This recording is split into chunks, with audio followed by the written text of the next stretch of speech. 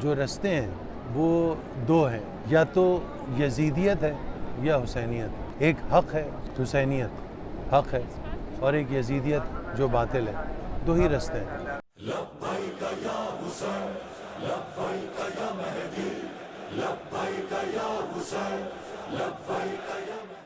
میرا نام ڈاکٹر سجاد رضوی ہے اور میں لاہور میں جنرل پریکٹس کرتا ہوں، میڈیسن کی، اور وہاں سے میں یہاں اربعین کے لیے یہاں پہ آیا ہوں. میں کربلا تو پہلے بھی آ چکا ہوں، لیکن یہ کہ اربعین کی یہ میری پہلی زیارت ہے. یقیناً اربعین میں فضا ہی بالکل مختلف ہوتی ہے، اور جو جب آپ آتے ہیں عام زیارتوں میں جب آتے ہیں تو اس وقت فضا بالکل مختلف ہوتی ہے. یہ بالکل ایک الگ ایکسپیرینس ہے،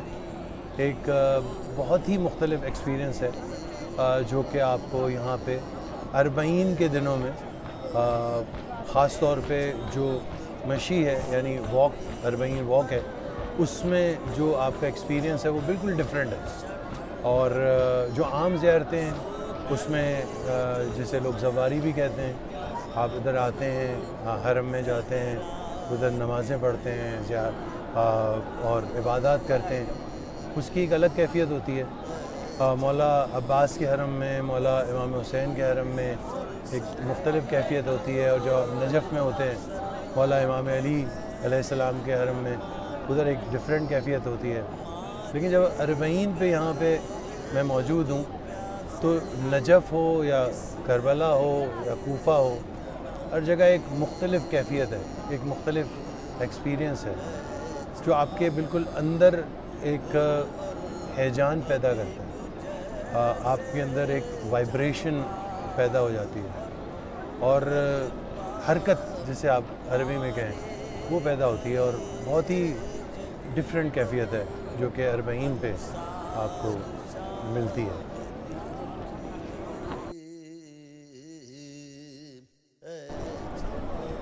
ظہور سے متصل کی جہاں تک بات ہے، یقیناً جو یہ اربعین ہے، ویسے تو یہ تاریخ میں ہمیں کئی جگہ ملتا ہے، اور علماء ہمیشہ سے، ابھی نے نہیں، بہت پہلے کی بات ہے، صدیوں کی بات ہے کہ صدیوں سے اس اربعین کے ایام میں یہ واک کی صورت جو ہے وہ کرتے چلے آئے ہیں. اور ائمہ سے بھی ہمیں اس میں احادیث ملتی ہیں کہ یہ جو لوگ اربعین میں کربلا پہنچتے ہیں پیدل، اس کا ایک بہت بڑی فضیلت اور اہمیت ہے، اور ہمیشہ سے یہ واک چلتی چلی آ رہی ہے. مگر اس پہ ہمیشہ پابندیاں لگائی گئیں تاریخ میں، خصوصیت سے جو صدام کا دور تھا، جب کربلا اور یہ عراق میں صدام کی حکومت تھی، تو اس وقت تو اس کے اوپر بہت زیادہ پابندیاں لگائی جاتی رہیں. اس کی وجہ یہ ہے کہ یہ جو اربعین ہے، جیسے میں نے آپ کو شروع میں کہا کہ اس کے اندر ایک فیلنگ ہی ڈیفرنٹ ہوتی ہے، اور جب لوگ ادھر جمع ہوتے ہیں تو ان جمع ہونے سے ہر ایک میں ایک حرکت پیدا ہوتی ہے، اور ایک اندر سے ایک جو ہے اجاگر ہوتی ہے، آپ کے اندر ایک جوش پیدا ہوتا ہے، ایک ولولہ پیدا ہوتا ہے. اور یقیناً یہی جوش اور یہی ولولہ ایک مشن کی صورت اختیار کر لیتا ہے، اور مشن جو ہے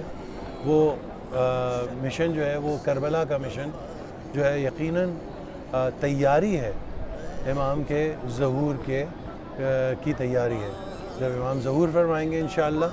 اور وہ جب ہمیں حکم کریں گے کہ لوگ آئیں، تو اسی طرح سے لوگ جیسے جوق در جوق آج ہمیں نظر آ رہے ہیں یہاں پہ اربعین میں. اور پچھلے 2014 سے لے کے ابھی تک جو یہ مسلسل واک کا سلسلہ جاری ہے، اس میں یہ مستقل ہر دفعہ اضافہ ہو رہا ہے تعداد میں. دنیا بھر سے لوگ اس کے اندر شامل ہوتے جا رہے ہیں، تو یہ ایک مشن کی حیثیت اختیار کرتا جا رہا ہے. اور یقیناً یہ ایک مشن ہے امام زمانہ کے ظہور کے بعد آنے والے جو جو جو مشن ہوگا یا جو طریقہ ہوگا یا امام جب بلائیں گے تو اس وقت جو ہے وہ جس طرح سے لوگوں کو آنا چاہیے اسی کی ایک تیاری ہے۔ آپ نے بہت اچھی بات کی۔ یقیناً جو بھی واک کرتا ہے 1400 پولز ہیں جس کے درمیان میں نجف سے لے کر کربلا تک واک کرتے ہیں ہم، واک ہو رہی ہے اربعین کی۔ اس کے ابھی کچھ سالوں پہلے تک جو ہے نا یہ اربعین سردیوں میں ہوتا تھا اور موسم بہت بہتر ہوتا تھا، مجھے جو لوگ بتاتے ہیں، کیونکہ میری تو پہلی واک ہے۔ لیکن اس دفعہ جب میں آیا ہوں تو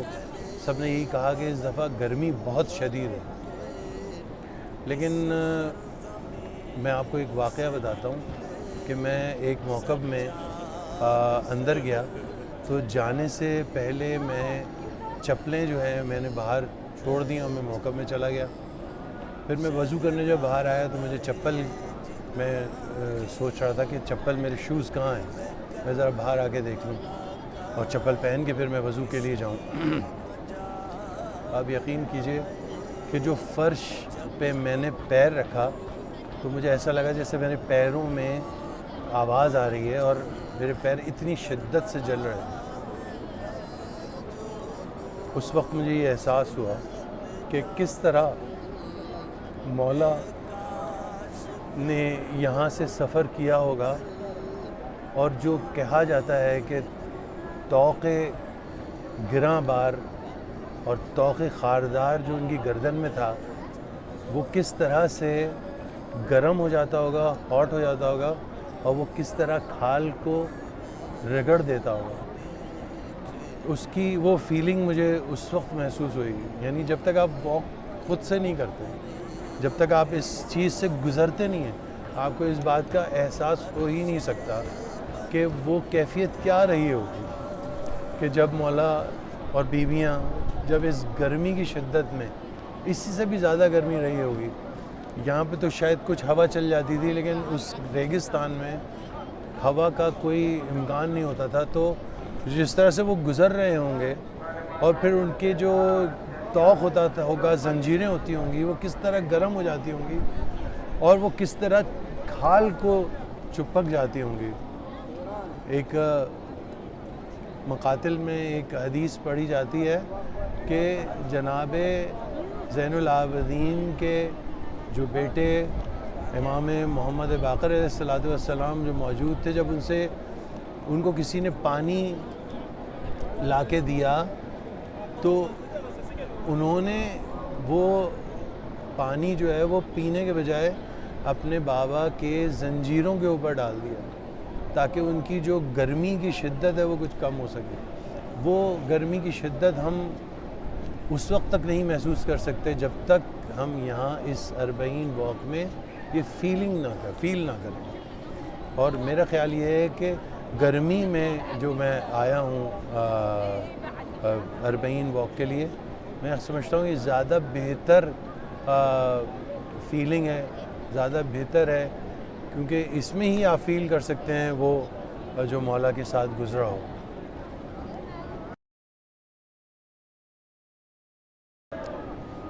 دیکھیں، میرے ہر ایک کے ذہن میں مختلف اس کا جواب ہوگا یقیناً۔ میرے ذہن میں جو ہے وہ صرف اور صرف اللہ سے قربت حاصل کرنا ہے، کیونکہ میں یہ سمجھتا ہوں کہ امام حسین، رسول اللہ صلی اللہ علیہ وآلہ وسلم نے فرمایا کہ امام حسین مصباح الہدیٰ ہیں اور سفینۃ النجات ہیں۔ یعنی مصباح الہدیٰ یعنی جو سمندر میں ایک چراغ ہوتا ہے جو کہ گائیڈنس پرووائڈ کرتا ہے جہازوں کو اور کشتیوں کو، امام حسین وہ ہیں، اور وہ خود سفینۃ النجات یعنی نجات کے لیے نجات کا سفینہ ہے۔ تو یہ سب جو امام حسین کے ذریعے سے، امام حسین کے وسیلے سے ہم جو اللہ تعالیٰ کا قرب حاصل کر سکتے ہیں، وہ میرا خیال یہ ہے کہ ویسے تو تمام ائمہ کے ذریعے تمام ائمہ کے وسیلے سے ہو سکتا ہے، لیکن رسول اللہ کا خود فرمان ہے کہ امام حسین ہیں جو مصباح الہدیٰ ہیں، یعنی ان کی طرف ہم آئیں گے تو ہدایت کی طرف پہنچیں گے۔ تو میرا اپنا جو نقطہ نظر ہے وہ یہ ہے کہ میں چاہتا ہوں کہ امام حسین سے قرب حاصل کر کے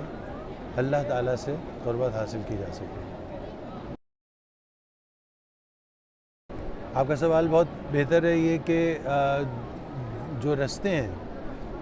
وہ دو ہیں، یا تو یزیدیت ہے یا حسینیت۔ ایک حق ہے،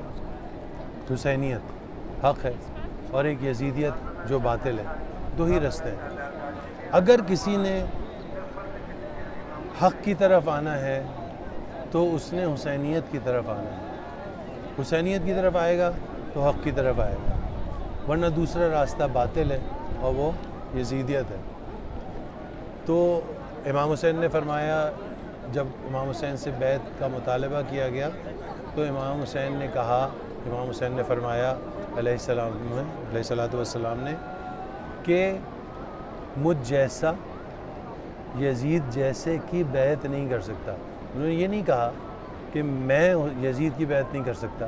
بلکہ انہوں نے کہا مجھ جیسا یزید جیسے کی بیعت نہیں کر سکتا۔ انہوں نے تا قیامت کے لیے ایک ایک قانون دے دیا کہ جو حسین جیسا ہوگا وہ یزید جیسے کی بیعت نہیں کرے گا۔ تو اگر اس وقت دو ہی راستے ہیں، ہمیشہ ہی دو راستے رہتے ہیں، ایک حق کا راستہ ہے، حسینیت کا راستہ ہے، ایک باطل کا راستہ ہے جو یزیدیت کا راستہ ہے۔ یقیناً کوئی بھی یہ نہیں چاہے گا کہ باطل کی طرف جائے۔ اگر اس نے حسینیت کی طرف جانا ہے، حق کی طرف جانا ہے، تو اس کے لیے سب سے اچھا اور خوبصورت مشن جو ہے وہ یہی ہے کہ وہ 40 سے استفادہ کرتے ہوئے حسینیت کی طرف آئے، اور وہ یہاں پہ آ کے اسے صحیح پتہ چلے گا کہ حسینیت کا راستہ اور حق کا راستہ کیا ہے۔ امام حسین علیہ السلام، یقیناً یہ تو سب جانتے ہیں کہ رسول اللہ صلی اللہ علیہ وآلہ وسلم کے نواسے جناب فاطمہ الزہرا سلام اللہ علیہ کے فرزند ارجمند جناب علی مرتضیٰ کے بیٹے ہیں، یہ تو سب جانتے ہیں۔ لیکن اصل چیز جو ہم یہ دیکھتے ہیں تاریخ میں اس حوالے سے کہ امام حسین علیہ السلام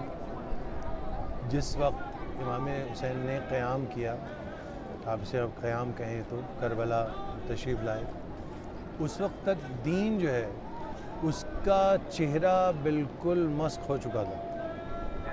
اور وہ چیزیں رائج ہو رہی تھیں جس کا اسلام سے کوئی تعلق نہیں تھا۔ اگر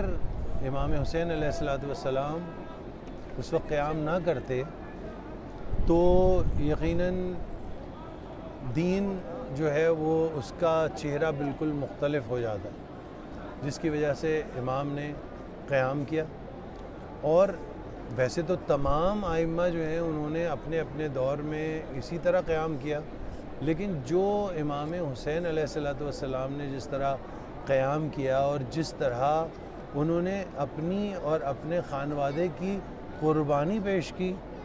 جس طرح سے انہوں نے قیام کیا اور قربانی پیش کی، اس کی مثال کہیں پہ بھی نہیں ملتی۔ اسی لیے امام حسین علیہ السلام جو ہیں ان کی قربانی بے مثل قربانی ہے، اور یہی وجہ ہے کہ جیسے جیسے دنیا ترقی کر رہی ہے، جیسے جیسے ہم آگے بڑھ رہے ہیں، ارتقاء کی جانب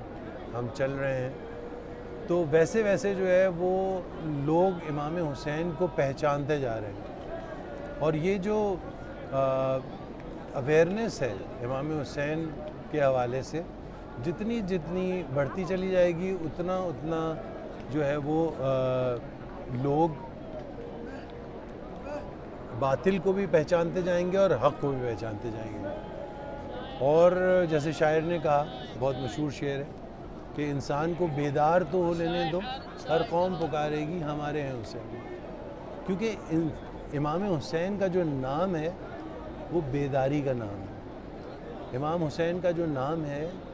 حریت کا نام ہے. امام حسین کا جو نام ہے وہ مظلومیت کا نام ہے. امام حسین کا جو نام ہے وہ باطل سے لڑنے کی ہمت کا نام ہے. تو اگر ہم اس امام حسین کو, میں سمجھتا ہوں کہ امام حسین کی جو شخصیت ہے وہ ایسی شخصیت ہے کہ جس کے وسیلے سے ہم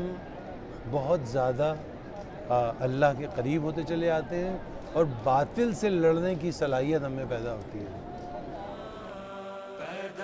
جب سے کرب و بلا کارواں چلے, اہل عزا کے ساتھ امام زماں چلے. جب سے کرب و بلا کارواں چلے, اہل